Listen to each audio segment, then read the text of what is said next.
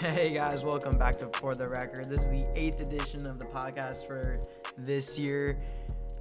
Ethan, I'm a little tired today. I'm not gonna lie, I've been sick the last couple of days, but I know we're gonna push through for today. Yeah, we missed last week, so we've kind of got a lot to talk about. But let's just jump right into college football. What did you see this weekend that really surprised you? I saw Wisconsin losing. Yeah, that's one thing I didn't really expect at all. I thought they were I thought that this was one of the best teams they've had in a while, and with Jonathan Taylor and this defense, I just didn't really see them losing a game like this. I when I heard that Wisconsin lost, I was completely shocked, and I didn't think that they were gonna lose until at least Ohio State this weekend, but they did. They've got Ohio State on the road this weekend coming up, and I don't know if they can win that game, especially after playing the way they did this weekend. No, I completely agree. Michigan, I was really upset Michigan lost. Yeah, I really wanted to see Michigan win that game. Just especially because it was Penn State, but Penn State's still undefeated right now, so they're looking good. BYU beat Boise State. That was pretty surprising, honestly. Yeah, I was not expecting that. I didn't expect Boise State to lose a single game this year, but that just proves kind of the team that they are, and that they're just not really that good of a team as everyone thought they were. Yeah. KU only loses to Texas by 2 points. That's a pretty big deal for them. Texas should have lost that game. How much did KU put up? Like 48. 48? You should not give up 48 to a team like Kansas. Oh, 100%. When Kansas went for 2 and went up by 1, I kind of thought that was where the game was going to be over. But in the last second field goal, Texas held on. But Texas is going to have a lot of work to do if they want to win this Big 12. Yeah, and Oklahoma's looking really good right now, so they're going to have to really pick it up. Mm-hmm. Utah beat Arizona State, which kind of really asserts that Utah is probably the best or the second best team in the Pac-12 right now. Yeah, and speaking of the best teams in the Pac-12, Oregon handled, was it Washington? Yeah, they beat Washington by 4. Tough game on the road. But Oregon held on. They still only have 1 loss to Auburn. So, Oregon's looking good right now, but I think it's going to be hard to see, any Pac-12 teams. I don't expect a Pac-12 team, obviously, to make the playoff. Oh, yeah, neither do I. But, if I had to pick a Pac-12 team, I think Oregon's the best one in there right now. Yeah, 100%. And, this coming up weekend, there's a lot of big games. Mm-hmm. And it's gonna be a lot of fun this weekend watching all of these games. Like, we got Notre Dame, Michigan. We got Wisconsin, Ohio State. We got Auburn, LSU.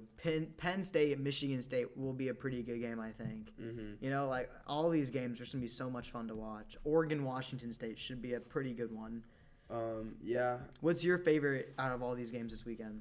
Wisconsin, Ohio State. I think, although Wisconsin lost to Illinois, I don't want to take away much from them because I still think that they're the second best team in the Big Ten. Penn State's undefeated right now, but I still think Wisconsin can beat any team in the country right now, and especially just because of how good this defense is. Jonathan Taylor is going to have best game of the year. Mm-hmm. Ohio State hasn't really played a defense like this Wisconsin defense yet. Yeah. So should be interesting watching this. Hey, Nebraska plays Indiana. You think Nebraska can win?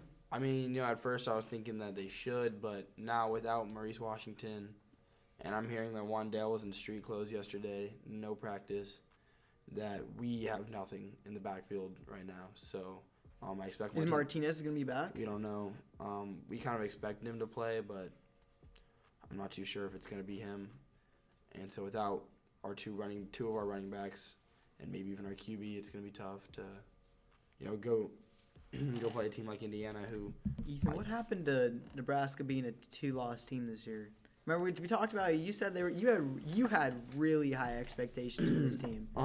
I did, but you don't expect to lose to teams like Colorado and Minnesota, especially the way. If you look back and go back and look at what Frost was telling everybody over the offseason about how good this team was going to be, and year 1 was going to be tough, but year 2 was going to be our year. And going back and looking at it now, I want to know what he saw in the offseason and what he's seeing now, because this surely couldn't be the same team he was talking about.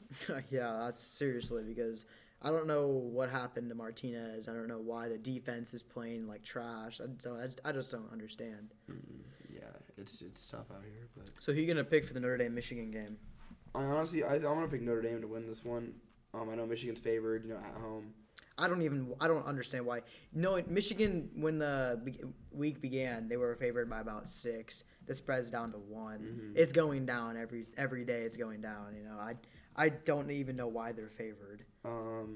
I guess Michigan's got a good defense, but I mean they competed against Penn State, but they cannot have these slow starts that they've been having every single game to beat a team like Notre Dame. I don't see them being able to beat Notre Dame, but I'd like to see them do it, but I don't think they will. I think Notre Dame is getting their starting running back back. They're getting Jafar Armstrong back for the first time in like 4 or 5 weeks, so that's going to be a huge boost to the run game. And I think Ian Book is in full stride right now. He's playing really well. I don't see how they're gonna. I don't see them losing. I think it'll be at least a 3-possession game, honestly. Yeah, I don't know about a 3-possession game, but I think it'll be a good one. But I think Notre Dame's gonna pull out on top. Who do you think is gonna win the Auburn LSU game? I think LSU. I don't think Auburn is nearly good enough to beat a team like LSU. Now that's a game I expect to be a 2 to 3 possession game. Penn State, Michigan State. I mean, I'm going to take Penn State, but I do like Michigan State's defense.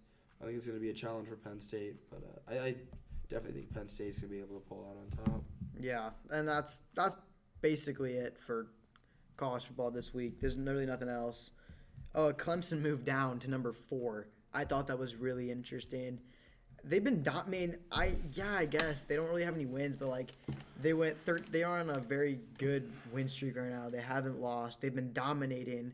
Just they haven't been national spotlight because they haven't played a really good team. Yeah, I think it's kind of unfair that you took you take the reigning national champs and drop them down 4 ranks. They started the season at 1. Yeah. I know it's a close game against North Carolina, but Trevor Lawrence isn't playing too well. But I don't think that you can drop a team that far, especially the reigning champs who haven't really have struggled 1 game all season. Yeah.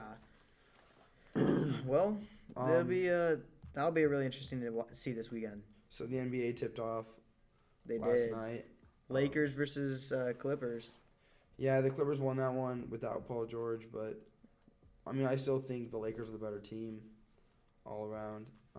But What? Seriously? oh yeah, Oh man, I don't know. I think the Kawhi is just so good. I think Kawhi might be the best player in the NBA this year. I don't think Kawhi even compares to LeBron. I don't even think it's very close.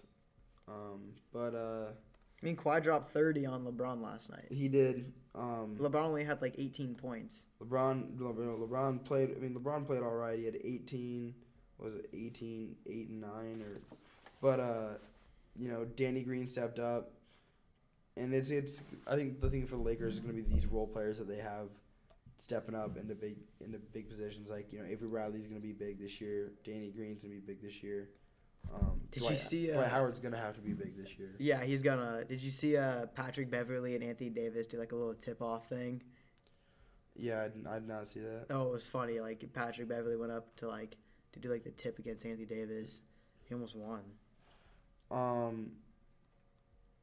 So the Raptors got their rings this year, or got their last year's championship banner this year against New Orleans, who does not have Zion. I think this is going to be Zion's injury is big right now. They have about 6 to 8 weeks, but I think it's going to take a lot longer than that before they're going to want to put him back on the floor. Yeah, because this is their star, this is their gem. Mm-hmm. They want to figure this out. But again, like the Raptors, they won in overtime. But this Pelicans team, being able to compete with a team like the Raptors without Zion is big. I mean, you already seen what they're doing with Lonzo, Brandon Ingram, Josh Hart, Drew Holiday, just guys like that, and they're building around Zion. I think this team could definitely be a playoff team, but they're young, so I'm interested to see what they can do this year. All right, so let's just jump over down to the NFL. Right now, NFC looks way, way, way better than the AFC. Mm-hmm. It's not even a question. Yeah, the NFC is going to be kind of a tough fight because you see the teams like San Francisco's undefeated. The Saints don't even have Breeze right now, and they look good. You've got Seattle, you've got Minnesota, You got Dallas, you got the Rams, you got the Bears, The Packers. too. All these teams are just, they all look so good. And you go take a look at the AFC, and Buffalo and Baltimore are two of the top 4 teams And they're. in the AFC. I mean, Even when you- Kansas City might drop down from a 5-2 team without Mahomes. yeah, no, and even with Mahomes, they were struggling. You know, teams are starting to figure out how to play defense against him. Yeah, I mean, that's what I kind of thought was going to happen this year. Like, you know, Mahomes was a QB that you hadn't seen much like. And now Very that shifty. Now that every team's got film on him and have even played against him, they know what to expect from him. And now they've got to go out and they've got to play the Packers on Sunday Night Football at home. But I don't see Kansas City winning that game. No, yeah, Packers are looking really good right now. You know, their one loss was a close one.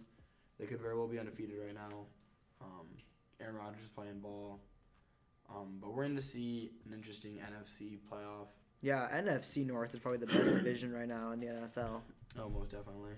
With Packers, Minnesota, the Bears, and the Lions aren't good, but the Chicago, Minnesota, and the Packers are all really good teams. Yeah, I mean, like Detroit could definitely have a couple more wins with these refs. The Bears, you know, they have one of the best defenses of the league. Minnesota's playing well. Green Bay is obviously, you know. Aaron Rodgers is having a really good year so far. Yeah, I honestly didn't think he was gonna. I mean, he's getting old. I didn't think he was gonna be able to come back and have a good year, but he's obviously proving me wrong. Yeah, I mean, you kind of expect that out of Aaron Rodgers to play well, but these last couple of years, his team hasn't, you know, gone very far. I mean, I don't know, they didn't go far last year, but right now, you know, people were talking down on Aaron Rodgers, and you know, this is what he's doing this year. Yeah, 100%. He's playing real well right now. That should do it for sports this week.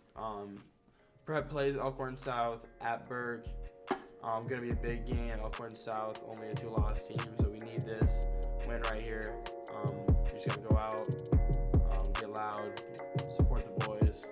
Yeah, seriously, you know, prep football this year has been really surprising to me, honestly. The team is just clicking on all cylinders.